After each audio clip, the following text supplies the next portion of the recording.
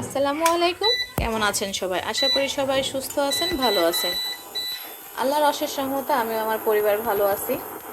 তো দীর্ঘ 1 মাস পরে আমি দুধ চা খাবো।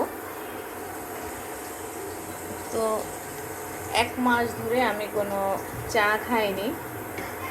তো যারা চা প্রিয় মানুষ তারা কিন্তু চা ছাড়া থাকতে পারে না। তো দুধ চা ঠিকই খাচ্ছি, কিন্তু কী দিয়ে খাবো? গুড় দিয়ে খাবো, চিনি দিয়ে না।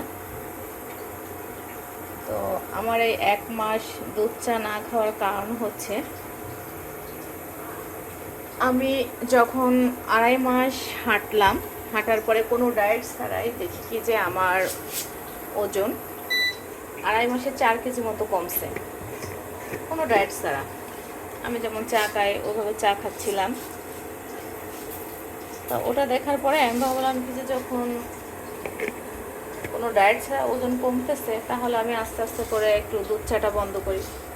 প্রথমে চিনিটা বন্ধ করলাম, চিনিটা বন্ধ করার পরে ভাবলাম কি যে, তো আমি যখন দেখলাম যে আসলে শরীরটা সুস্থ থাকার দরকার, আমি প্রচুর দুধ চা খেতাম এবং খুব গাঢ় লিকারের চার কথা বললে আমার চা খাওয়া লাগতো, এরকম একটা মানুষ। আমি ঘুমাতে যেতাম ও চা খেয়ে। তারপর দীর্ঘদিন হচ্ছে যে আমি 1 মাসের মতো আমি কোনো দুধ চা খাইনি, চিনি তো বাদই যাক, না খেয়ে আজকে এই যে 1 মাস পরে আমি দুধ চা খাচ্ছি।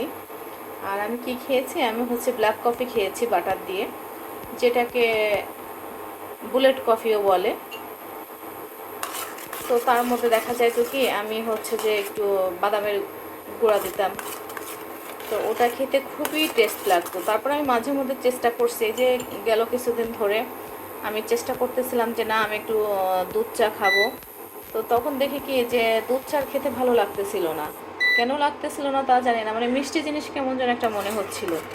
আর ওই বুলেট কফিটাই খেতে যেন বেশি ভালো লাগতেছিল। তো এরকম হয়েছিল। তো যার কারণে আমি দীর্ঘদিন যাবৎ হচ্ছে দুধ চাটা আমি অ্যাভয়েড করছি। তো দেখি আমি এখন চেষ্টা করব যে দুধ চাটা না খেতে। তারপর মাঝে মধ্যে হয়তো বা খাবো, সব সময় না, তবে মাঝে মধ্যে হয়তো বা খাবো। আর বুলেট কফিটা খেয়ে যাব বাটার দিয়ে, এই ইচ্ছাটা আছে। বাদ বাকি আল্লাহ ভরসা, আল্লাহ কী করে জানি না।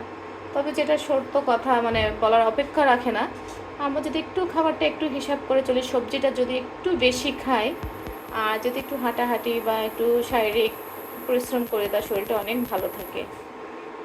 তো আজকে তো খুব মানে সেই আনন্দ বলেন আর কি বলবো, সব কিছু মিলাইয়ে আমি আজকে চাটা খাবো। আমি তো সেই খুশি। তো খুব আয়েশ করে আমি চাটা খাবো।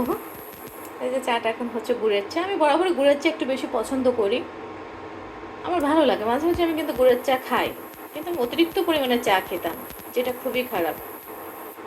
তো সেটা তো চিনি দিয়েই খেতাম। তো যাই হোক, আজকে আমি চাটা খাবো দীর্ঘ 1 মাস পরে, তাও আবার দুধ চা। তো আলহামদুলিল্লাহ, খেয়ে দেখি কি হয় আজকে। যা 1 মাস যখন খেতে মানে না খেয়ে থাকতে পারছে, তখন ইনশাল্লাহ আরও কিছুদিন না খেয়ে থাকতে পারবো। চেষ্টা করলে আসলে অনেক কিছুই সম্ভব, চেষ্টার উপরে কিছু নাই। মানুষ চেষ্টা করলে পারে না এমন কোনো কাজ নাই।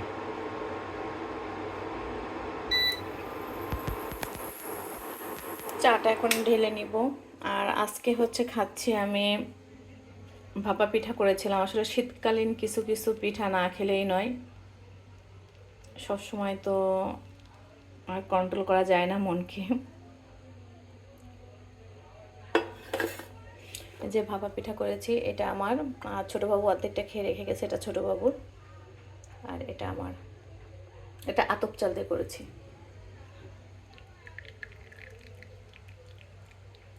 দীর্ঘ 1 মাস পরে চা।